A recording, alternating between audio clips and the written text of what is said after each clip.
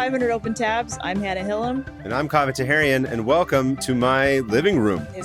Or kitchen, if you're me. Both. We decided to do something different this time because I hate everything. We switched spots. I'm a little calmer today. Yes. And this guy's... I'm a little bit chaotic. So we decided to do... so Hannah's in town in Los Angeles. Yeah. So we decided, you live here now. No, so we decided to record an episode in person, and Hannah was like, "Wouldn't it be fun if we were in the same room recording?" And I was like, "No, I want to have a panic attack because I know that there's 10,000 things I need to do." I need to clear the air though, because I did say or not. Or not. I'm not going to say or not. You know that's going to send me down a spiral of panic of just be like, or not. I can't disappoint people. In a different room, and then you were like, "Wait a second." I saw the gears start to turn, and I'm like, "Oh no, this part of me has been dormant for so long. It's being awoken." I have never seen this part of you, and weirdly enough, I feel at home. I see myself in you. Listen, anytime you introduce two cameras in the same space with recording equipment for audio and lights, and eye lines and trying to edit all this so that it doesn't sound bad, it's a lot of work. And then I get stressed out. Not to mention, nothing of yours was charged. Yeah. Who, me? So this is not going to be a normal thing. This is a one-off. It feels weird talking to you directly instead of into the camera. I know. So eye lines are going to be weird. I don't think people care. I care about eye lines because I'm crazy and I always obsess over eye lines. And I'm like, the eye lines are going to be strange. 100% don't think people care. I hope, just like the rest of the podcast, they won't care about any of it. No one listens to this. This is going to take me a second to adjust. That's fine. But anyway, so that's what we're doing. Yes. And this is Sarah took pictures. I'm like, please do not post this online because this is awful looking, like the setup. It's a setup you see someone when they're like, "Look at our first podcast recording," and then it's like a horrible like stacks of boxes and cords everywhere. That doesn't look like this, but this looks really good. Yeah, so I'm in town. This is the fourth time I've seen you this month. So many times. So many times. I was on my way over here and I was like, why am I doing this to him? It's okay. It's been a pleasure. It's been a lot of fun. We've had a lot of fun. Yes. I got to do a book signing. We met. You want to tell them who we met last night? Listen, there was a celebrity sighting last night. Sighting. It was legit. It was Nico from Riverside.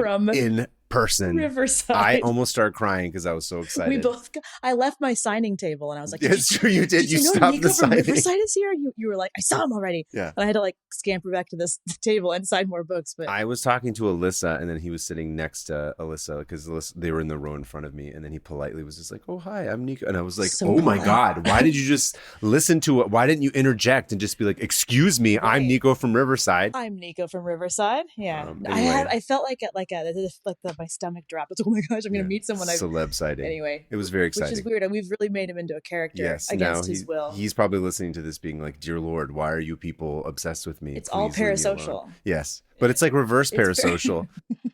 Which is, I don't know if that makes a sense. But then we also met Kiki too. That's right. Anyway, it was great. Your event was fun. We met. Shout out to Kiki. Thank you for everybody who, anybody else who maybe came to the signing yesterday and maybe is not on the Discord. But everyone should be on the Discord. It's weird staring right at you. Yeah, this is deeply uncomfortable. But we're gonna make it through. We are.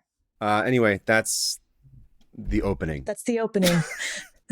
Ta-da! We did great. And if this sounds bad, who cares? Our listeners only, our tens of listeners. Anyway, should we get going? Yes, let's get going. Did you go first last week? I think you did. I did. Right? I think you go first. Okay, this week. So that means I'm up first, so I get to awkwardly stumble through this. I can go first. No, I'm going to do it. I'm already weird about everything. Use it. What do you have? What do you have? Okay. Do you have? So this is cool. It's in person. I'm excited. Good job. So I. Good job. I don't know why I said that. Good. It's weird. So I'm Hannah today on the podcast, and I don't know how to handle it. So, So I've had baseball on the mind recently, since the Dodgers are, at the time of this recording, most likely on their way, but not yet officially won the World Series. Okay. They've won 3 out of 7? 3 out of 4 games. Again, 4. They've won the first 3. They lost 1. Oh, yeah. Which was during your event, which I'm not going to say that there's a direct correlation between you having book events and Dodgers losing, but you may very well be responsible for it. But I was also okay with it because I was like, if they swept it in 4, it wouldn't have been as fun. You got to have like the draw it out a little bit. Yeah, exactly. So they've not yet won. I can't say on the record that they officially will win, but all signs are pointing to yes. Yes, cool. And all I keep thinking is how badly like I want to be in the stadium Okay. and to see the game and to be there and the roar of the crowds and the I didn't know you tension. loved baseball this much. I mean, it's more just like, I mean, it's the World Series. It's the is energy fun. of Yeah. it too. I don't love, it's not like I'm that obsessed with baseball, Right. but it's like, you know, it's one of the few times that like, because I live in LA, it's like you have LA pride and you're excited you and feel like everyone you're in the part of city is like something. united around Yeah. one thing. I feel that with I feel that with baseball too, and Yeah. the food I get to eat and the yelling. Yeah. It's all fun. And also the fact that it's an LA New York setup is really like a Oh, big deal because New okay. York shits on LA all the time and LA shits on LA all the time. And that's why LA's Yeah. I don't know, I wouldn't go that far, but I do would like never go yeah. that far. I was a joke. This is a funny podcast. Yeah. I make jokes here. Joke you joke. Uh-huh. Without having to extend my line or express my Derailed. lines to one city or another. But I am now from LA because I've lived Yeah. here for so long. So I feel an obligation to. Also, the Yankees. I'm like, I don't care. You're Yeah. like, you know, the Dodgers are now the team that has too much money and like and like Ohtani and all They that got stuff. Ohtani, yeah. So I guess now I'm part of the problem of what everybody else will hate because being from Los This Angeles. is when being from the Bay Area and Yeah. the Golden State Warriors and Steph Curry, I Yeah. was like, apparently I'm obsessed with basketball now. Yeah, it's how And it everyone's goes. like, I liked them when they were bad. I'm like, I don't care. I don't care. Yeah, it's fun to watch when the team wins a lot. Yeah, it's like, oh, cool. I'm on board. Yeah. So anyway, I really wanted to go to a game, but of course I can't afford that because I'm merely a mid podcaster with, you know, tens of cents from every ad play that goes. And also because, especially with the addition of Ohtani, like everything's gotten so expensive because he's such a big draw. Because he's such an impressive, you know, he's like a once in a generation player. Right. And the price of everything has gone through the roof, including everyone's favorite beverage at the games, beer. Oh, I was like, what What do were you people gonna say? drink? The blood of children? No, I don't know. I was going to say Beer, Hannah. Beer. Okay, so beer is skyrocketing because of Beer- Ohtani? I mean, not directly because of Ohtani. Beer has already gotten too expensive. But Okay. according to USA Today, the Dodger Stadium has the most expensive beer in the country at 99 cents per ounce for 16-ounce cans, which costs $15.99. That's insane. Beer at Dodger Stadium costs 30 cents more per ounce than any other team in the league. Why? Because it's LA and everything's a ripoff here and super expensive. Okay. Wow, I don't like baseball anymore. Yeah, right. Baseball canceled. It's We're absurd. canceling all of baseball. Yeah, we're canceling Just all of baseball shut because it all down. yeah, it's terrible. And I for one, I long for the old days of baseball when things were dirt cheap. Yeah. And that's why the name of today's tab spoke directly to my heart. You ready for this? Yeah. On June 4th, 1974, Okay. the team formerly known as the Cleveland Indians, who are now the Cleveland Guardians, hosted the Texas Rangers and offered a promotion unthinkable by today's standards. You trying to make me guess? 10-cent beer night.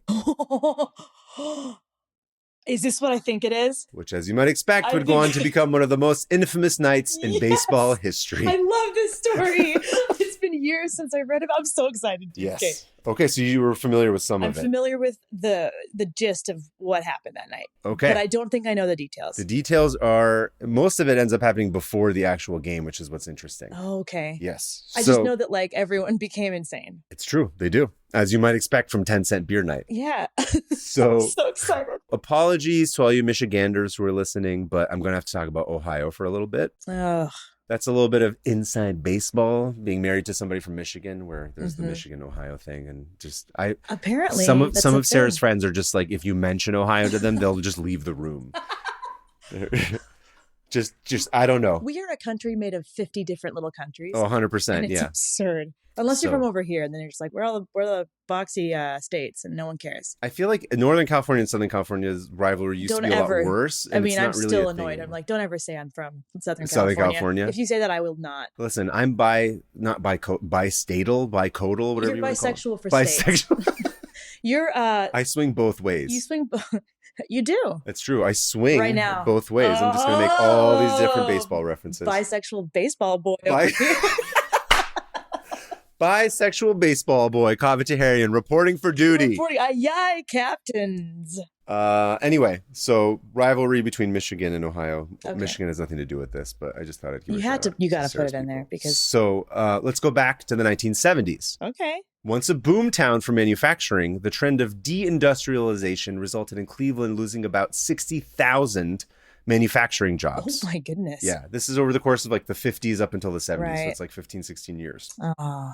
This resulted in a loss of almost 24% of the city's population as it became the first major American city since the Great Depression to default on its loans.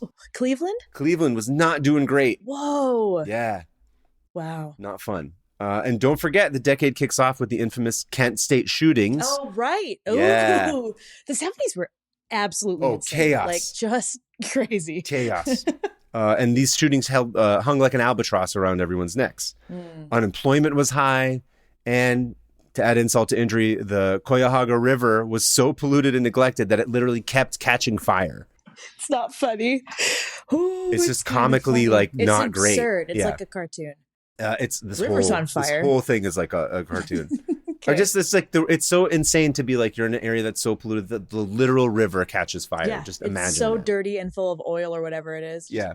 Like pollutants. And also all these companies just left. Like this is when jobs started getting shipped to like whatever Mexico and stuff. And have you seen photos of this time? I have seen some photos. It's wild. It's insane. Just the entire country was like covered in garbage. First of all. I mean, most of the 70s were, and they basically say there's a lot of stuff that I was reading that said like New York and Cleveland were sort of similar in like the decline and sort of what it was like and the crime and like racial tension, like all that kind of stuff. They were like, it was sort of like a little New York, like what we think of New York in the 70s and into the 80s. They're saying Cleveland was a very similar thing. Interesting. Okay. Anyway, so the only way you can really make it through times like these is to find a sense of pride anywhere you can.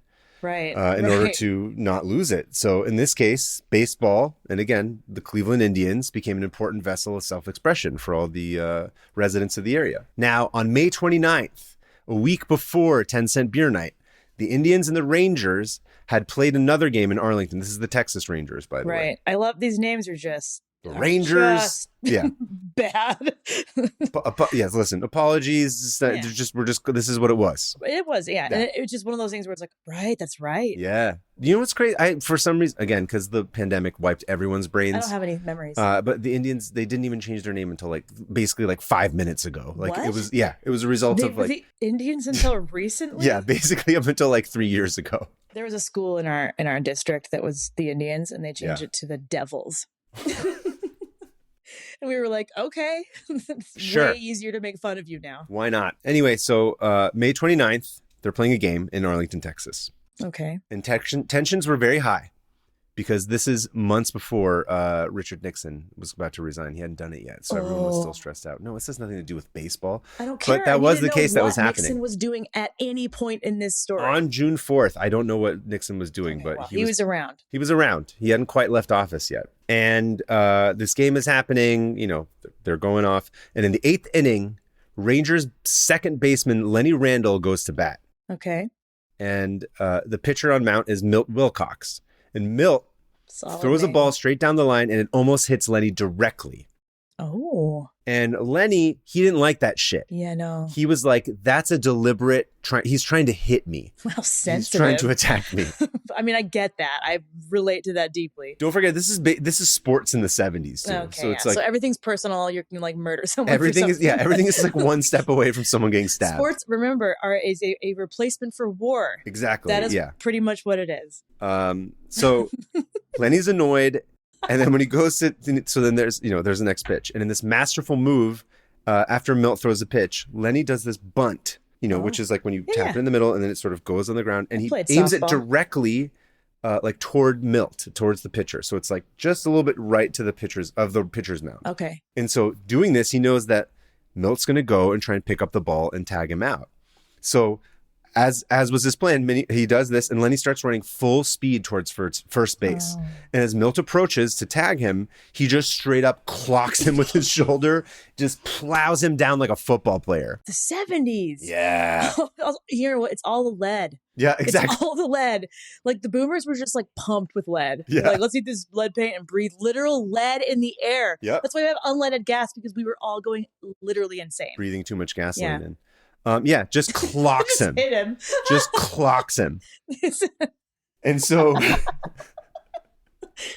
he's basically like, beautiful. Oh, you tried to hit me, bitch. I'm coming back 10 times stronger. And Not naturally, necessarily. yeah, But yeah. and then of course everybody was like, "What?" And so Milt's Ranger Bros come to his defense, and everyone piles on, and there's a giant fight. There's a fight on There's the a fight. field? Yeah, Are there videos of this? there are videos of this. Yes, I need to see this. people are punching and kicking. Let's see. I can probably pull it up. Oh, because we're in person. You can just like show. I can just to show me. it to you, but then you'd have to I move don't around, wanna and move then around. things are weird. I don't think we should move around. Why don't I pull up the clip for you? Okay. So Here why we don't you go. describe it as it's happening? All right. Okay. That he did throw that right at him. Yeah. He's So you so see the mad. butt and Oh, just yep, goes there's boom. Oh. No, but they're all Look, piling they're on. all just coming in. Like one after the other. Yeah, it's like a just- Simpsons gag is it literally really what it is. is. That was insane. There's a huge fight. They're all like, Yeah. okay, the refs are like, hey, stop. There's probably like 35 There's people. 35 against 1. Yeah, Wow. Okay. pretty metal. Go watch it. We'll put it on the YouTube, right? Yeah, we'll put this on YouTube. Wow, is he okay? I don't know. No, they all got head injuries and lead Yeah, poisoning. they've all been hit a bunch of times. Yeah, that's why we have the presidential election we have right now. Yay. Yeah. So people are punching and kicking, and it looks like a hockey game. Eventually, they break it up, and the Rangers would go on to win the game. Okay. And after that game, Texas manager Billy Martin was asked by a reporter, because they always do the Yeah. post-game analysis Uh-huh. immediately after the game is over, which I always think is stupid. Very, because everyone's like high off of whatever. Yeah, they're just like, happened. I'm Yeah. going to ask you, like, what was your strategy? And you're just like, I don't know. I tried to not play die. baseball. Give him Yeah. 110%. Do you remember that movie? The No. Brendan Fraser movie? I Oh, don't. that's true. You don't know it. Anyway, you don't know anything. So I know some things. sometimes Texas manager Billy Martin was asked by a reporter if he was worried about retaliation from fans when they would square off again in Cleveland for the next game. His response, quote, very simply, they don't have enough fans there to worry about. Bad idea to say that. Yeah. Dude. Careful. To be fair, it wasn't that untrue. Mm. On average, the Indians were only selling about 14,000 seats that season, which was not great. Oh. But with that tiny jab, he would set off a chain reaction. Okay. The entire week leading up to the game, legendary radio host Pete Franklin, a.k.a. The King, a.k.a. Sweet Pete, a.k.a. Pigskin Pete, who was already known for being Sweet outspoken. Skin Pete. That's what I'm going to call him. Pigskin, Sweet Skin. Sweet Skin Pete. Sweet Foreskin Pigskin Pete. Okay, so Foreskin Pete. Foreskin Pete, who was already known for being outspoken, went totally overboard. Oh, Pete. He goes on and on and on to the listeners about how they couldn't let this offense go and that revenge was necessary and just generally adding as much fuel to the fire as possible. Oh my goodness. He riled everybody up. Suddenly, this game became personal. Did he know what he was doing, or was he just caught up in the moment? I think he just caught up in the moment. I don't think he realized that what was going to happen was going to happen. I don't think anybody in those kinds of positions have any idea that they have the kind of power that they do sometimes. No, yeah. Basically, it's personal to him. It's personal to everybody in the city. The game's personal. It's a big deal. And on top of all that, for this game, all beers were going to be 10 cents. It's like being like, So the bunt brawl, Sweet Pete's rallying, plus cheap beer resulted in a big boost of attendance. Yeah. So Amazing. on June 4th, 1974. Hey, that's like next to your birthday. It's 9 years and 1 day before I was born. Okay. On that date, 25,000 people showed up to Cleveland Stadium, which was more than double the average of tickets sold. Oh, yeah. Nice. And of course, if you're young and you know that you're going to be going out to drink, what do you usually do beforehand? Pre-game. You drink. Yeah. Yeah. That's why they call it pre-gaming. You pre-game before the game. Yeah. So the lore goes that most people who showed up were already shit-faced on wild turkey. This is like a recipe for absolute just disaster. death. Yeah. I don't remember. Wow. Crazy. Amazing. And the lore begins that they get shit-faced and they all start filing in and they start buying beers. Can you imagine the energy? Oh my like, God. Think of like someone taking tickets or whatever, the absolute energy in that Manic area. I'd be like, I think I'm going to die tonight. Yes. But no, you kind of hope you want to die tonight in It's battle. Like, is something insane going to happen? 'Cause And it's personal, yeah. Like, are we going to They're just like, There's bitch, gonna be bloodshed. you're not going to do that to our team. Exactly. Literally. Yeah, I could just like feel like the electric like mania. Remember, and then there's whatever, like the politicians are lying, like Nixon's literally about to resign, Vietnam, like all this, like the chaos is chaos. The river's on fire. That's right. It literally feels like the afterlife or something. Draw this. Yeah. It's like walking into the stadium drunk. It The smells river behind awful. you is on fire. There's trash literally everywhere. Nixon's on TV being like, I like pandas or whatever he says. What did he like? What did he say? I'm not a crook. Yeah, I am not a crook. There you go. I was just actually baiting That you. river is on fire. Drink 10-cent beers tonight at the Cleveland Stadium. Get like drunk, take revenge. The silent majority. Get drunk, take revenge is take what you revenge. said? Yeah, for your team. Okay, anyway, so everyone's coming in. They're already shit-faced. They're buying more beers. And for some reason that nobody can explain, the stadium implements an arbitrary limit of 6 beers at a time that you can purchase. That's still a lot of beers. Yeah. By the way, this is not 6 for the entire evening.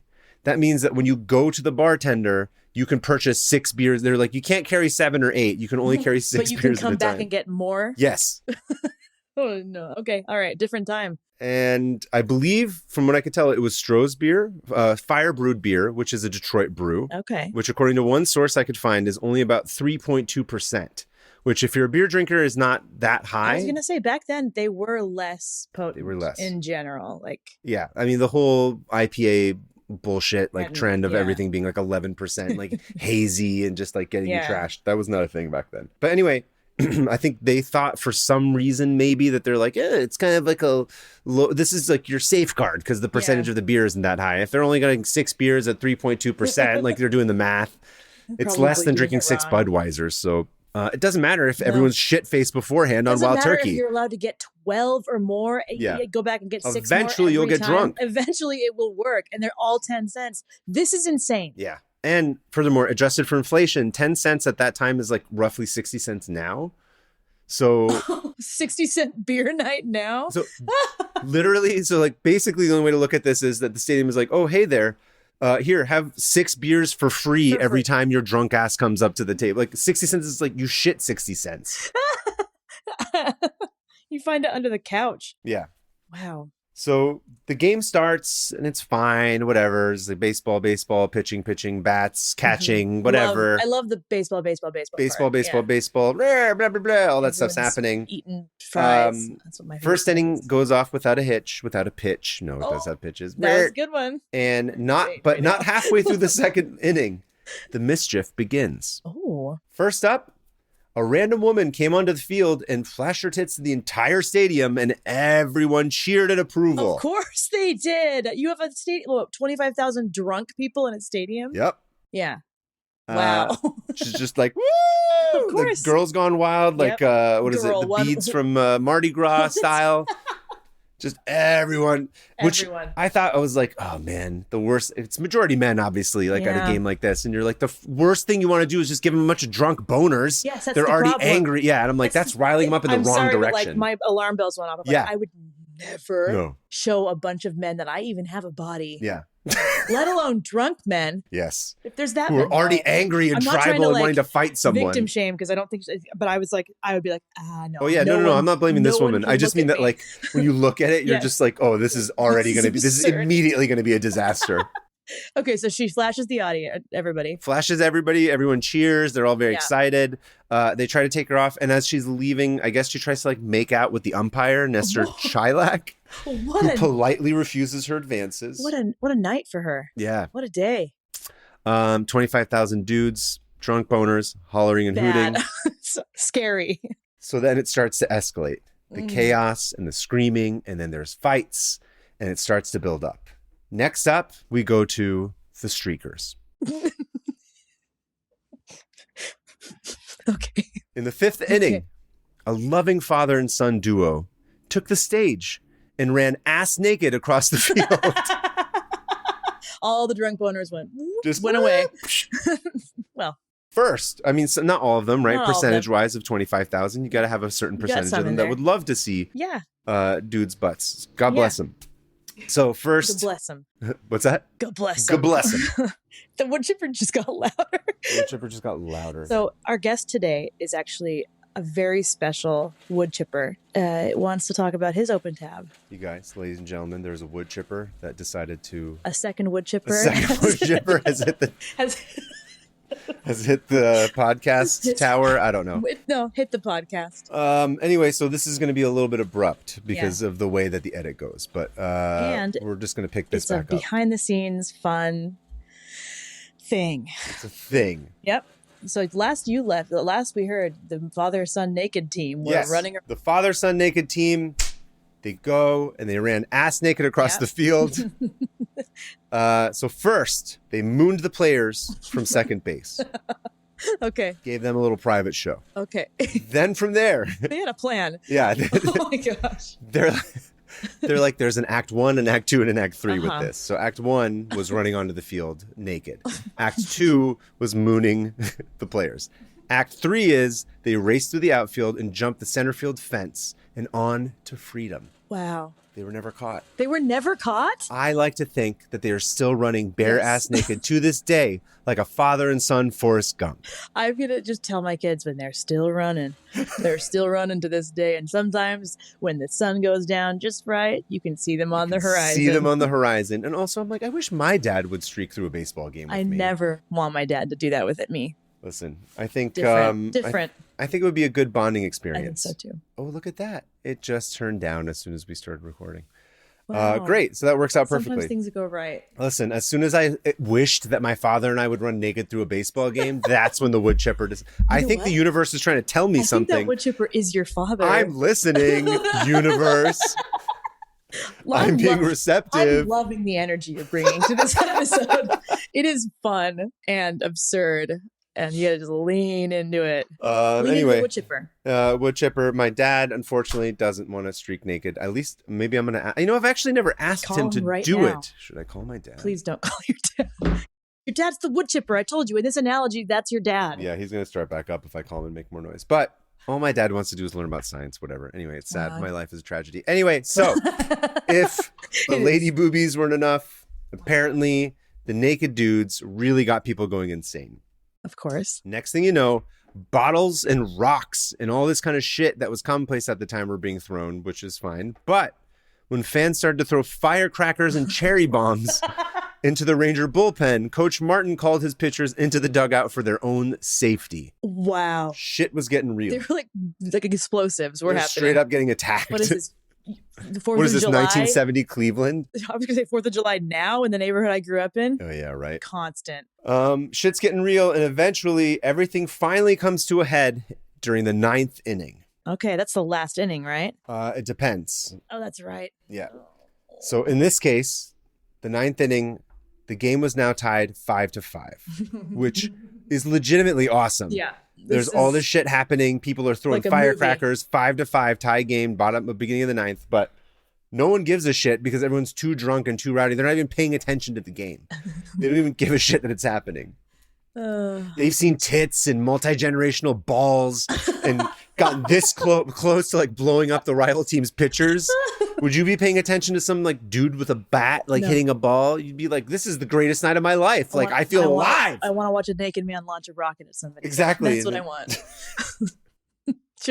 Just like chaos. Yeah. So 19-year-old Terry Yurkich certainly could not contain himself anymore. Oh. Terry ran onto the field and yanked the cap off of Jeff Burrows, who is Texas's star right fielder. I don't know why he did this, but he just ran on and was like, there's no reason. Got your hat. Takes his hat. Being a nuisance, like a little brother. That's he's like 19 a little years brother. old. I know he's got little brother energy. I literally can't imagine any scenario in which I would give myself permission, even when I was drunk, to run onto the field and grab like a player's hat. No, that's like a weird, different era. Yeah. Different emotional state. Yeah. Too, that's a different. Yeah. That boy didn't have anywhere to let out any of his feelings or anger. So he just was like, well, that's permission that was given to him by himself. That was weird.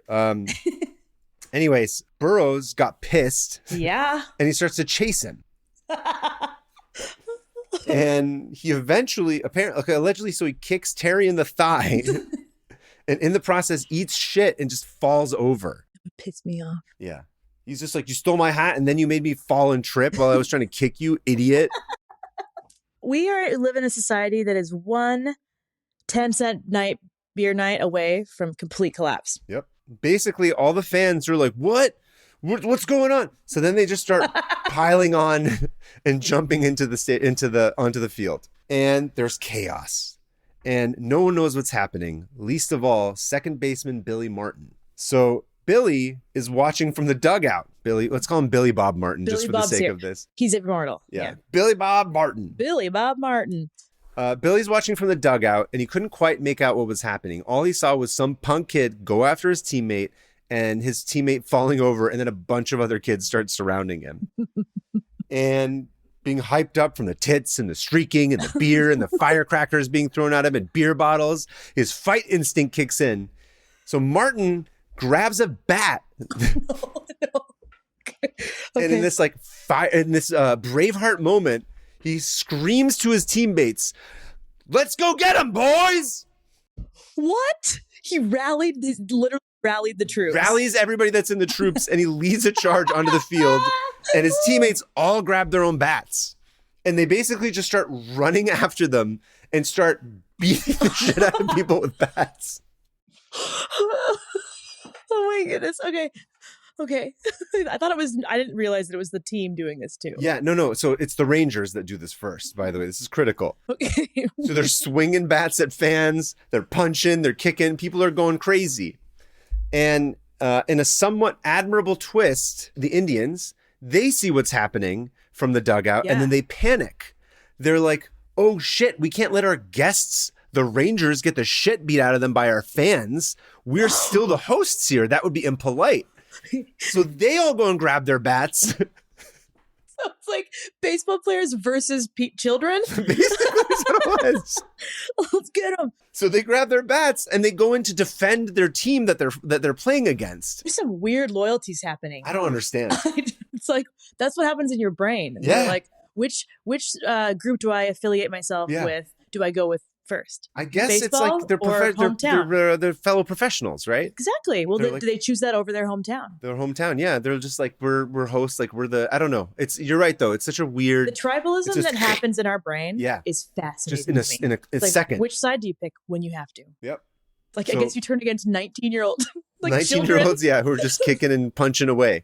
And so seriously, like in an instant, Cleveland Stadium just turns into this like Looney Tunes dirt cloud. Remember, like just been like legs and arms, and it's just getting bigger and bigger, and you're just hearing noise and sound effects, and it's just like absorbing anything that comes into its path. At one point, this is my favorite, Cleveland pitcher Tom Hilgendorf got hit in the head with a steel chair. What? They bought like a wrestling match? Yeah, I don't know where it came from. Who cares? Hit in the head with a steel chair. All the while, allegedly, Cleveland Indians organist Art Brose is playing "Take Me Out to the Ball Game" on the organ. This is America, dude. This is America. This is the land of the free. This is like any day in like a soccer match, like in England or something. Oh yeah, I saw soccer hooligans will literally murder each other. 100%. So the music's playing, all them fighting. So umpire Chilek, the one that the flashing lady tried to kiss, he said, quote, "I figured as long as they're not shooting or anything like that, we'll get it done." Being like, we'll work through it. Yeah. All of a sudden, I felt some pressure behind the left heel of my shoe. I turned around, looked down, and there was a hunting knife sticking in the ground right behind my shoe. Oh, they were throwing knives. So he basically narrowly missed getting stabbed. That's when I said, game, set, match, we're out of here. Yeah. Nice. Yeah, that's a good choice. Yeah. The steel chair wasn't enough, but the knife is when he was like, if I'm seeing a knife almost hit me, I'm like, I'm bailing. Go ahead and call I'm that. bailing. We're insane. So with that, Chilak ended the game. Yeah. And declared a forfeit against Cleveland. Oh, no. Meaning a 9-0 win for Texas. 9-0? Oh, because they forfeit. Oh. Yep.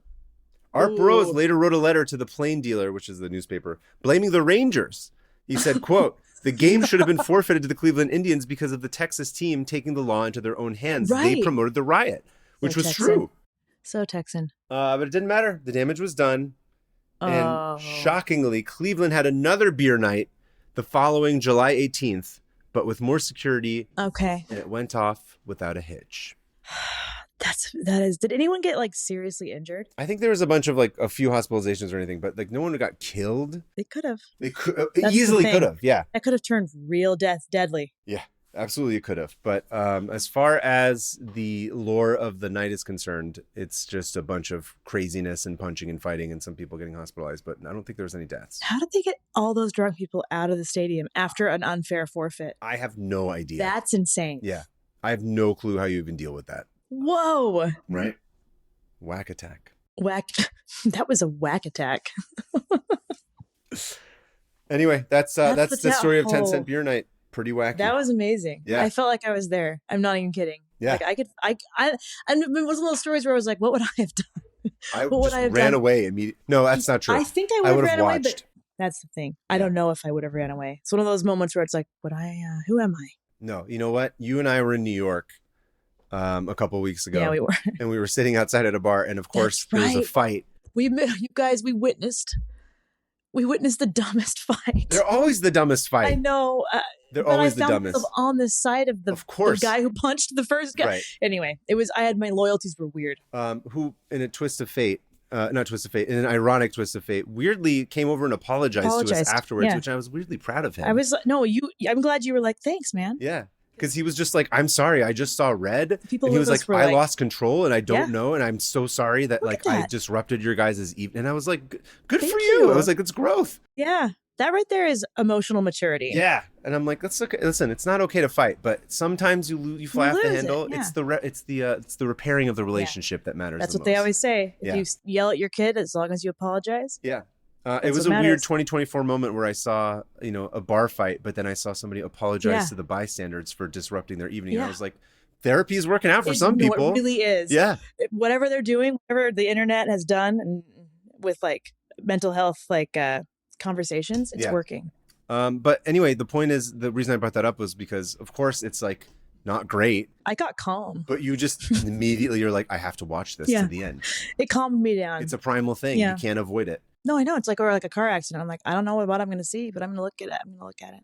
And this isn't good, but it's more exciting almost to see it like having happened organically than it is to be like, oh, I'm going to go watch like a UFC fight. It's different because you're in it. Right. But it's not, it's like an emotional thing that's happening. It's not like, they're not professional. No. Right. It sounds like we're advocating for people to get into bar fights and to sit and we're talking them, about it as storytellers. Right. You're just sort of like, what? Yeah. There's all these questions that happen. It's like, what's the background to this? Yeah. Those guys were apparently friends is what he was screaming about. My friend. I'm like, what did he do? He lost his jacket. He was very upset about. In the street. We found it. He found his jacket. And then new people were added in. It was nuts, you guys. It was I'll never forget that. Yeah. So I would sit here and just be like, I would run away as fast as possible. And I'm like, I would absolutely try and go find a corner that I could just observe the entire thing because I'm an idiot. Oh, same. Yeah. I told you that there was a shooting in my neighborhood and I was like, I'm going outside. You did tell me this. And I until I was outside, I was like, I shouldn't be out here. Yeah. It's just what is wrong curiosity. With me? It's just the curiosity just takes over and you're like, who shot who? The guy was okay. No one died. Yeah, idiots. But I feel like that's what I'm saying. We're both idiots. So I think if I had been there, I would have just been like, I have to watch this. Also, just to be like, get a knife in my neck. I was there for when this happened. Yeah, the story later. Don't listen to us or do what we do. This I'm is just not being a good honest idea. about what it was that I would have done. Do not do anything we do. Okay? Don't start a podcast. Don't start a podcast next to a wood chipper. Oh, it's back. It's back. It's made another. I stopped talking about wanting to run naked with my dad. I think the wood chipper makes a good point, and that is that. I think we should listen when it says. It's true. The universe is telling us something, which is to destroy wood. Shipped away. Yeah. Oh yeah. This wood chipper's off camera has taught us some things today. You know what's going to be funny is that if Alyssa's able to just EQ the entire thing out and it's not even going to be there, and then it sounds like we're insane people, and then Alyssa's going to have to go back and post and add a wood chipping noise throughout the entire thing. So that's how we're destroying consistent. the tabs today. That is how film works. Oh yeah, you're right. We have to wood chip them. Wood chip them. Yes. Love it. See, everything works out. Worked out. What have you got for us, Hannah? So I didn't know that there could be a more perfect tab for me. I feel like someone is secretly manipulating my life and this is a simulation. Is this Nico from Riverside sending you the correct tab that you would want to read? No, this is Josie. My Josie, who you may know from the episode where the Josies were on. The Josie who talked about squid. She sent me this several months ago, and I've just been staring at it and was like, "The time's not right. The time's not right," because I've been so busy, and we've been all, there's been guest episodes and stuff. Yeah. As everyone knows, I lived in Wales at some point, studied in Wales. Do you speak Welsh? I actually do speak Welsh. Do you know Welsh stuff? I do. Have you ever heard of Welsh mythology? I've heard of Welsh mythology. Yeah, listen, you didn't even know what corpse candle was until I didn't know what kind of corpse was, and I'm sorry. Yeah, I know everything about Walish. Well, I need a minute. Just throw me in the wood chipper is what I kept saying in the little break. That's going to be my new phrase. Yours is throw me in the bog. Mine is just put me in the wood chipper. Well, speaking of bogs, this is about bogs. All right. This tab was sent to me by Josie, like I said. And as many people know, I speak Welsh, or I did. I don't really do it very much anymore. And I have studied in Wales. It's been a long time. I didn't write this very well. That's a surprise. But oh, as you probably know from listening, if you have been listening, I talk about wanting to be thrown in a bog a lot. It used to be like, I think I used to say, "Put me in the ground." That was my before the show. Mm-hmm. No, the beginning of the show. At the beginning of the show, yeah. And we got in trouble on TikTok for me saying I wanted to die. Because we started with digging, and then eventually the bog came up. So it's been a gradual process. So we've been building on it. One of the phrases is "throw me in the bog." Throw you in the bog, yeah. Well, there's this also another third aspect to this. Okay, so what do you get when you cross Wales, bogs, and Comic-Con? And Comic-Con? Is it like a Comic-Con that's in Wales? No, it's bog snorkeling in costume. Oh, wait, what? So we're going to talk about bog snorkeling today. Okay. And it is... Does that mean you're jumping into the bog to snorkel? Yes. Whoa! Wearing a costume. In a costume? In a costume. This all sounds insane, but I'm going to tell you all about it, okay? Okay. So there's a village in Wales called Llanortyd. Is it Llanortyd? Llanortyd? Llanortyd. Llanortyd? Llanortyd. Urtyd. Sure, Llanortyd. You never have to say it. I know. I need to get it. I need to not pronounce your name correctly. How do you actually say it? Is that Kave? I'm going to say it right. It's Kave. Flan. You're insane.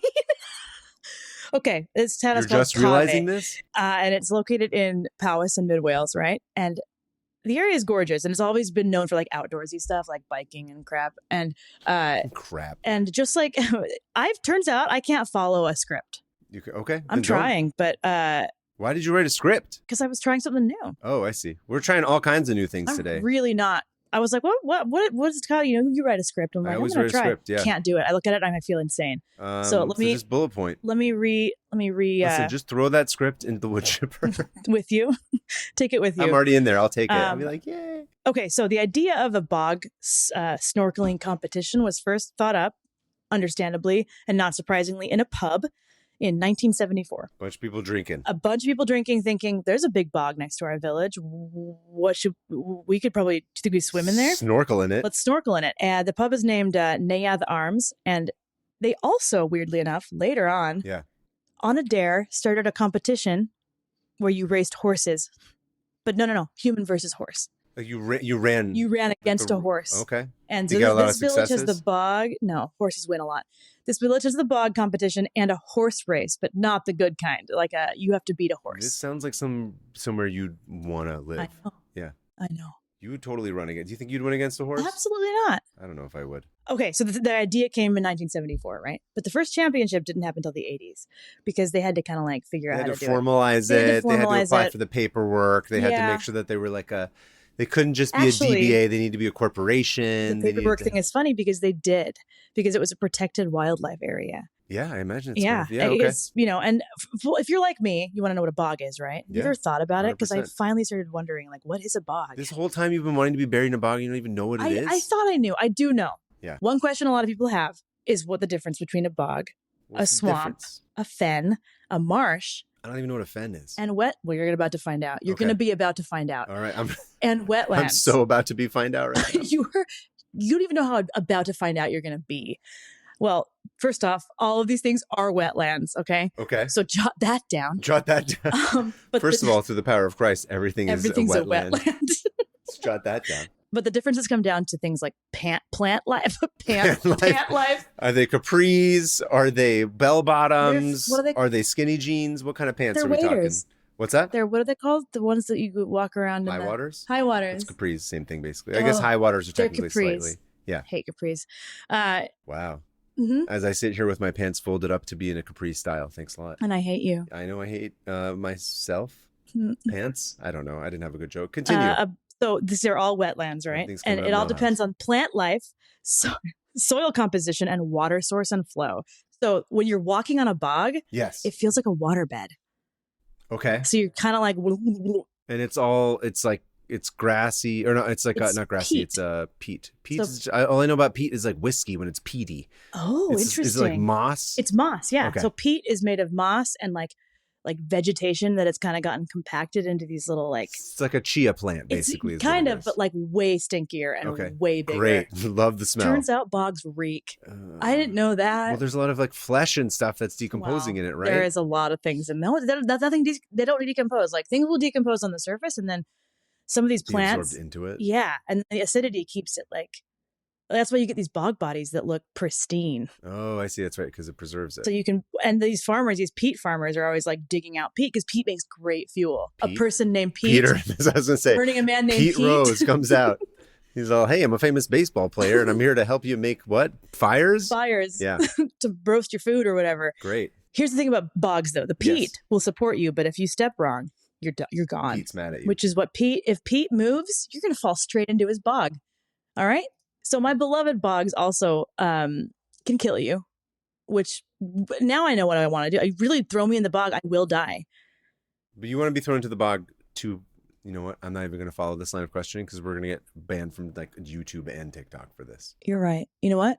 When I'm dead, throw me in the bog. Throw you in the bog. So afterwards, so that you're preserved. Yeah. When the peat is condensed over time, it prevents the decay. So that's what happens. Why you find these crazy things in bogs. So a fen, not that it matters, is kind of like a bog, but it's like on a sloped or flat land, and the water is coming from the ground. Whereas a bog, the water is supplied from rainfall. Okay. So these are very high rainfall areas. Okay. And the bog kind of puffs up a little bit, so it's a little bit taller than the land. Yeah, just like that. Chest out. It's putting its chest out. Yeah. It's flashing the Pete. crowd. Don't mess with me. Pete. In the house. No, yeah. And then Pete. Yeah, he's like, oh, I'm bigger than you. And it kind of like fills with rainwater. And then a fen is just like fed from underground. And then a swamp has trees. Oh, that's the only difference. And the acidity is different. And it's kind of more like you can like take a boat in a swamp, like Louisiana. Yeah. You can get on a boat and there's trees. You can't get on a boat in a Not bog. in a bog or a fen because it's. No boat bog. No bogging boats. No boating in the bog. Wade Boggs. That's another baseball, dude. Bog reference. Can we just give up and only talk about baseball? Yeah. Baseball. Baseball. A swamp has trees, and a marsh is a swamp without trees and more grass. Okay. So important distinctions. Sure, that's my tab, folks. No, the very first bog competition was held in 1989. Some sources say 1985, but I don't really know. I couldn't find it up. So this little Welsh village, everyone from the village would come and do it. So it was like small, and as it grew, people from England and Ireland started coming because they were like, dope, this is insane. I want to swim in a bog. Yeah. I don't know why. How deep do they get? Do you know? So I'm about to explain. Okay, sorry, go ahead. So here's how it starts. So you have to, the thing is that you can't like swim through a bog on its own because it has like patches of peat and you can't. Yeah. So they dig out a trench to make it pretty much like this. Like, here, I'm going to send you a photo. I don't have to send you a photo. I can just show it to you. Just turn around and show it to the screen. So if you can see, yes, he's swimming. Okay, it's like a little moat. It's like a little moat, like a little trench and a trough, and they let the water fill in. Okay. And then there's it's 120 meters total. Okay. Yards, not meters. Listen, this is America. What does that mean? Yards. I don't. Yards about 3 feet, I think. Good. It's about 360 feet. Deep. No, wide. Okay. Long. Wide. Length. That's very deep. All of this. Here's the thing. All of this is wrong. So please. All of this is wrong? It's like 60 yards each way. 120 yards. Okay, I see. So it's like, if you think about a swimming pool, it's similar to that. Like, so you get in and these are the only requirements, all right? No, I'm just thinking, so they're digging the trench to fill it with bog water. The bog water just seeps in. So they're not actually swimming in the bog. They just want to swim in the water that is bog water. Well, technically, right? Technically, but the bog does not stay where it's supposed to stay. So you're still swimming through like gunk. Okay. And grass. This sounds awful, all of this, but okay. would do this. I would not want to do this. Really? This sounds like you're just swimming in like when you go into the drain and Yeah. like there's all this hair and clumps reeks. of shit and it smells bad. And there's all these it's just like, hey, I'm human Drano is what it sounds like. Well, the human Drano record holder is a man from England. So, okay. So human Drano. Dude, I love that. I want to write a comic book. I'm the human Drano. I'm the human Drano. You can't stop me. I was bombarded by bog rays when I went into space. I'm not picturing good visibility here either. Oh, that's exactly right. So here are the requirements, right? Yeah. Number 1, you're only required to wear a snorkel and fins. So whatever you put on your body, other than those is up to you. I know. Look, you're going to get through this. You're going to get through this, okay? There's decomposing stuff in there, right? Yes. And just shit and saline solution from your contact lenses or whatever you said. No, it's not a dump. It's not the dump. It's like a protected wetland.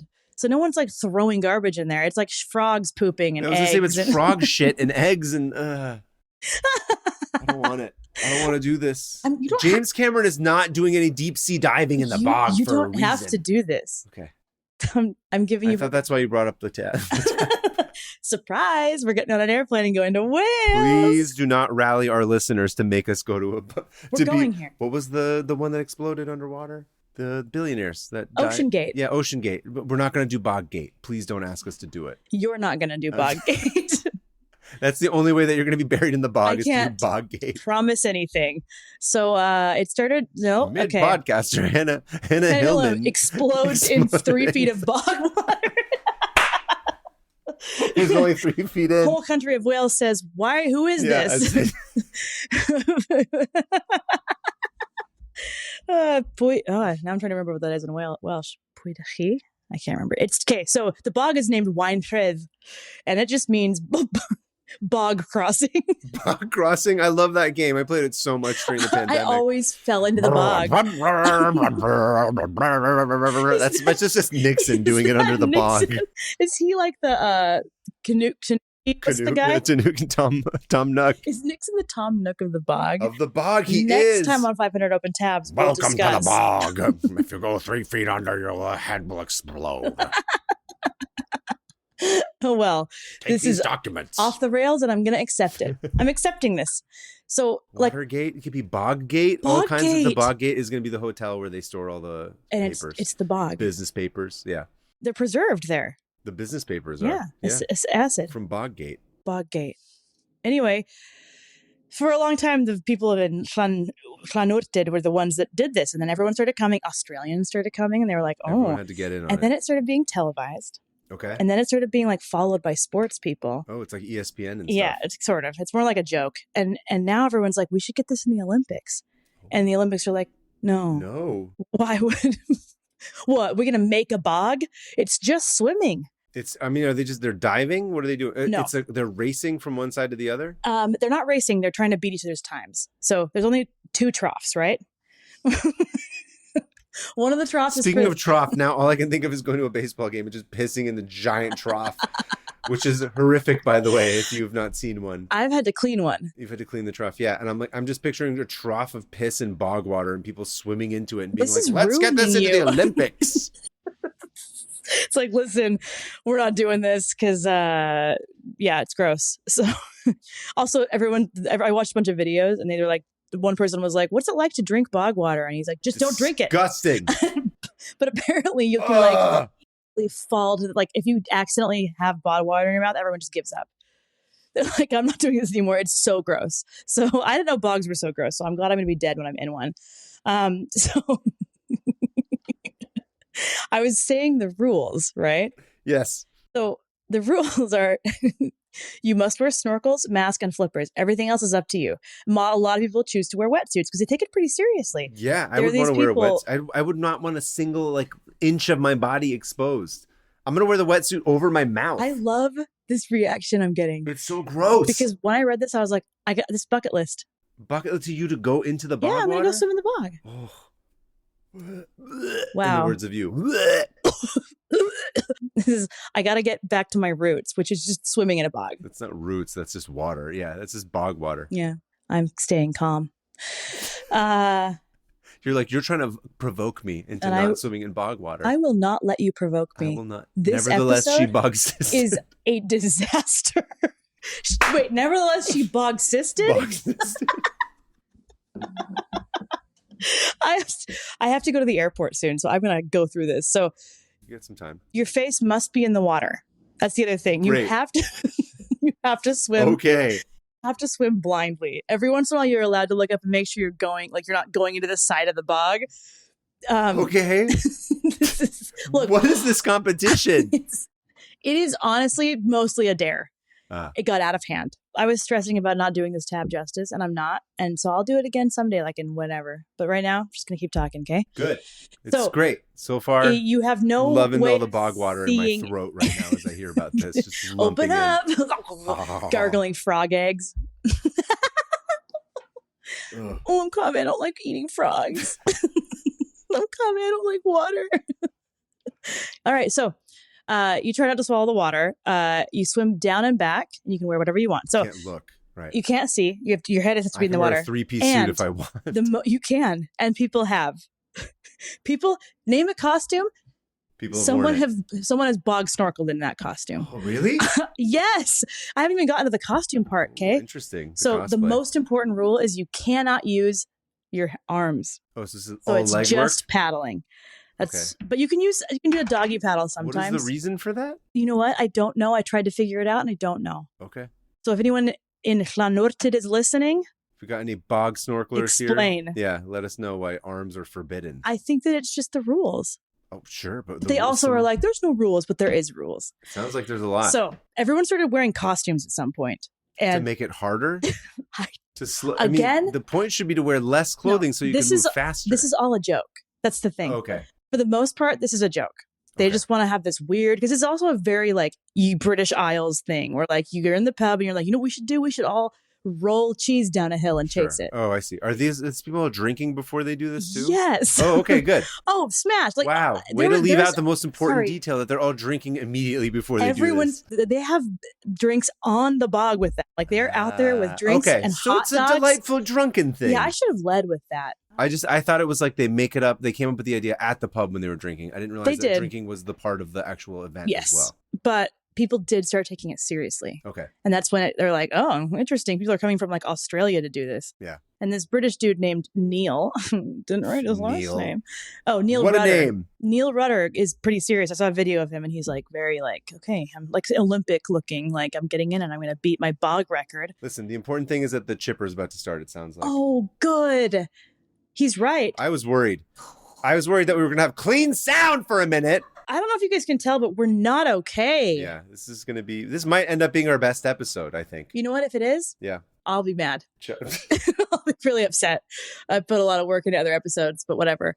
Why am I even looking at this? I don't even. You said the English guy who's really serious comes in. Yeah, and then he looks Olympic. He looks like an Olympian. He looks serious. He's the Michael Phelps of bog swimming. So once people started getting serious, they're like, we got to divide this into goofy and silly. Sorry, goofy and serious. So they have two trenches now, one for costumed bog snorkeling and the other one for serious bog snorkeling. And the serious ones, Neil did it in a minute 18 seconds. Wow. Which is very fast. Good for her. Yeah. Him. Kirsty did it in 1 minute and 22 seconds. So there's a male and a female. This is okay. Oh, between the two, I thought you were talking about the serious and the goofy. No, the goofy, that's what I want to get to. Yeah. So the goofy, here comes some photos. There's this guy's dressed up as grapes. Yeah, grapes. That's not the extent of how much I thought it was going to be. Here's a lobster. Costume. They're all homemade costumes. They're not even fast swimmers. No, that's not the point. They got to get in a dark bog in a lobster suit and try to make it to the other end. No, I just mean in terms of if I were to wear something stupid for the bog. Yeah. You could wear it. There's someone I saw someone wear I would be I'm gonna wear a cheetah outfit or something. That happens. Yeah. People wear full blown suits with top hats. Yeah. People wear. I saw someone wearing a really crappy looking Spider-Man costume covered in bog gunk. Disgusting. This is all foul. I hate it. Oh, look, there's Neil. Nice. Yeah. This lady's just dressed as a bee. Cool. She was from the Blind Melon music video. Don't know what that means. And then music videos are songs that I don't know, man. I don't watch anything with my eyeballs. Videos. Anyway. I'm putting that phone down because it's confusing me more. So I I saw one of my favorite one was this person that was just wearing he was like a pea in a pod, and his head was one of the peas. And then my other favorite was a hobby horse. Do you know what a hobby horse is? Like horses that you hobby with? In I don't know. America. Yeah. What is that? Hobby. This horse only exists as a hobby, but when I'm not it's working. a hobby horse is like, again, a British kind of thing where they like dress up as a horse. Like, like in movies, like comedy movies where one person's the head and the other's right. Yeah. Like, so that they tried to do that. That's what a hobby horse is called? Yes. Oh, I didn't realize that. Okay. That's what two people tried to do, a bog snorkel in a hobby horse costume. Who drowned? Surprisingly, neither. Weird. So it didn't work. I don't think they made it. Yeah, I'm like, what do you just one person's kicking and then the front person can't kick because their legs they are in the face of the other person? And where's their butt? Or they just so the goofy one has literally no rules. Everyone's just like, do whatever you want. The costumes do weigh you down. So that's the point. I would assume so. So yes. one guy was like, I'm not gonna do a heavy costume this year. I'm gonna do a light costume. But he was wearing like a robot costume. And like people will use like cardboard. They'll make these. It's like Comic-Con. You make a costume and then it's cosplay. Yeah, it's cosplay. But the difference is then you swim in a stinking, disgusting, dark bog. Anyway, so I'm gonna post a bunch of pictures, but there's some amazing costumes. And then I listened to this interview with this Welsh dude who was just like, "Yeah, this is our thing." And I'm obsessed with this. And this year I'm going to do this. And like now it's like this point of pride where they're like, no, we started the bog snorkeling. Because other cities have been like, we have bogs. Copiers. Ireland did it. Yeah. And the Welsh are like, excuse me. This is our weird pub idea. Yeah. But it kind of got me reading about like all these other things the Brits do. And I'm not saying the Welsh are British. I'm sorry. Don't think that. It's very important. Good. A lot of people in the British Isles are like these insane competitions that they just make up. And it's been so long that people don't know why they roll cheese down hills anymore. They just do it. They just do it. And that's how this is becoming. Famously, that was the moral of Bridge on the River Kwai, with the Brits being like, I don't know why we keep doing this. And my grandpa's favorite movie. You mean? It's a great film. The spoiler alert, I'm ruining the ending. I already know the ending. That's literally Alec Guinness is like, what have I done? That like, is deeply British. Why do I keep doing this? Tradition. Yeah. Over silly things is the core of Britishness, I think. Yeah, until you start building a bridge for your enemies. Reason. Yeah. Exactly. Anyway, incredible film. Yeah, I gotta watch it. Amazing movie. And that was my very sporadic and crazy sounding tab on bog snorkeling. Listen, I expected your bog snorkeling tab to sound a lot more direct and linear and philosophical and scientific. Okay, take the last two off. And direct and linear would have been nice. It's fine. But I went nuts. Throw the bog into the wood chipper. That's all I want to do. I want the bog to be thrown into me. And you know what? You know how I'm going to do that? I'm going to drink that water while I'm swimming as the bog. I'm excited. Do you have way more costumes that you can show? Yeah. See? Yes. Did someone dress up as a wood chipper when they were swimming in the bog? Sorry, I just registered what you said. This person is a mermaid. A lot of them are just like, that's fun. Yeah. Normal. Oh, here's Normcore. This guy's wearing a heavy dinosaur costume. Okay. And it looks like he is being bogged down. Bogged by the weight of the world. And look, they come out looking like this. This one's just wearing a wetsuit, but they end up getting covered in bogged stuff like grasses. Gnarly. I can see why people would be really into this, though. Oh, these guys swam as Ken and Barbie in boxes. Oh my God, in the box? In the box. Whoa. Yeah. And I don't know how they did. I don't think anyone does well. You know who would love this tab is Sarah. Sarah would think this is amazing. Really? Because she loves costumes. This guy is Superman, and he's just jumping in like Superman into the bog. I love this country, dude. I don't know how to describe how America? No, Wales. This is very Welsh in a very weird way I don't know how to describe. Okay. So this person just painted themselves blue. Okay. Blue Man Group, I think they just blew themselves. I'm afraid I've just blew myself, Michael.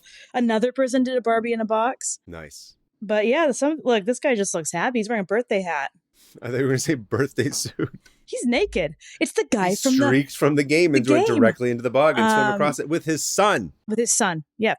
And then here's, people can sit around and watch and drink and eat. It's fun. One guy seems like a good time. Yeah. I would enjoy that. It's a blast. Everyone loves it. You go see some fun. It's like a convention. It's a convention in a bog. Yeah. And it mixes everything I love. Conventions, Whales, bogs. Conventions and bogs. Smelling terrible. Swimming around in filth. Yeah. Writing on couches. All kinds of stuff that you love to do. I love drawing on your couch. Listen, just so the listeners know, Hannah wrote on my couch. On accident. It was a minor It's been a It was a 4-day minor joke crisis. now that he's been making, Yes. as he tends to do. It's this very couch right here, As you can see. Anyway, sorry, continue. Cymru am byth, bog am byth. It's all good, you know? Bog on Bith? Bogs forever. Oh, Bogs forever. Bog on Bith sounds like a cool shirt. Bog. I gotta figure out what the word for bog is in Welsh. I definitely think we should do like a Bogs forever. Okay. Hang on, this is really important. Turn it into something for bog maybe a good hat or something. Welsh. Let us know in the comments. I think it's wine. If you would buy Bog on Bith merch. Not boy. Hold on, this is important. I'll miss my flight for this. Bog. Bog. Bogo. I think you should just move on. Okay. Bogs on Bith. Okay. Well, makes me want to go back, but yeah, thank you. I love it. Nicely done. We made it through. Someday we'll go there. We will go there together. It's going to be excellent.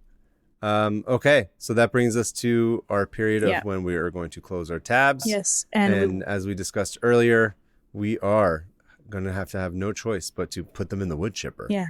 Alyssa, you can sample the wood chipper from outside, or you can just find one that's clear sounding. It's up to you. You want to go ahead and count us down in Welsh? Yeah, actually. 3, 2, 1. Go. Close them. Okay, moving on. Listener emails. Okay. I believe I went first. Yep. So, email number 1. Hi, Hannah.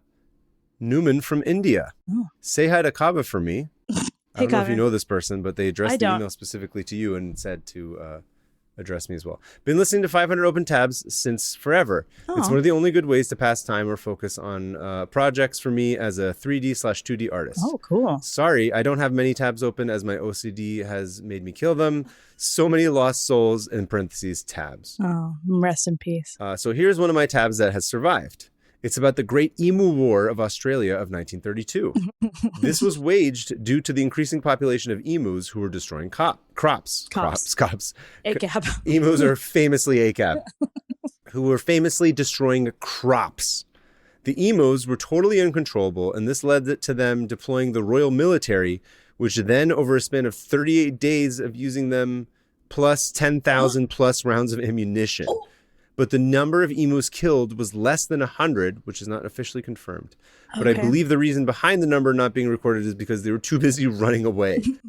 As the Great Emu War was won by none other than the crazy Roadrunner of Australia. Yeah, I don't doubt that at all. Also, I believe this because their request from the farmers in the years 1934, 43, and 48, which was turned down by the government to send any military assistance. So basically, it was fine. The emus won. Thanks for your time. I hope you like it. They include the link. Thank you for the tab. Yeah. And I'm really glad the emus won. Me too. They're insane. They will kill you. Will they really? Yeah, absolutely. Oh, I didn't know that. They'll murder you. They can kill a human easy. They can put you into the bog. They can put me straight into the bog. Maybe we dress up as emus next time. Emus on Bith. Okay. Yeah. But yeah. Okay. Mine was from Sakari from Finland. Oh. And Sakari says, "Hi, Kava and Hannah. I discovered your podcast sometime in early June this year, and I binged all the episodes while working on my bicycle. Yeah. I do have a lot of tabs open, but they're usually something like guidebooks and manuals rather than random history lessons. But that doesn't mean I don't look up stupid stuff. Cool.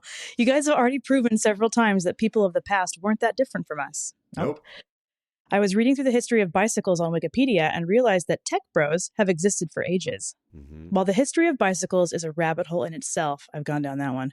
You know what? They think they were invented because of a volcanic winter. What? Yeah. That sounds like a tab. Bicycles were, I'll save that for later. Okay. What stood out was the bicycle railroad.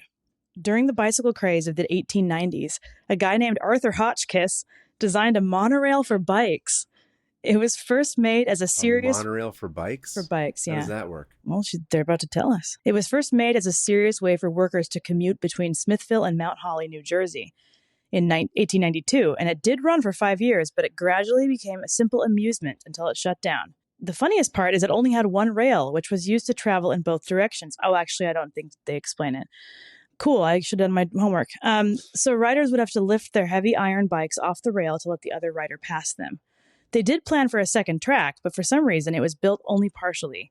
There were 2 other rails at the same time, with the same design, built for the amusement in the UK. I've been on one of these. Really? I've been on something similar where it's like, the ski runs where you can attach your ski to the little thing that pulls you up the mountain. Yeah. It's like that for bikes for over long distances. Okay. And you can just kind of hop on there and and go. So like our shopping carts going up and down like on a mini escalator.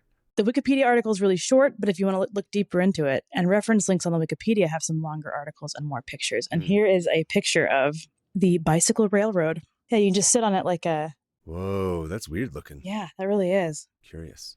Interesting. Cool. Thanks. Nice. Bicycle, monorail. I just see a Lyle. The name's Landley. Lyle Landley. I was immediately thinking Simpsons. I've sold bicycle monorails to, what is it? I don't know. Something. North Haverbrook. Ogdenville.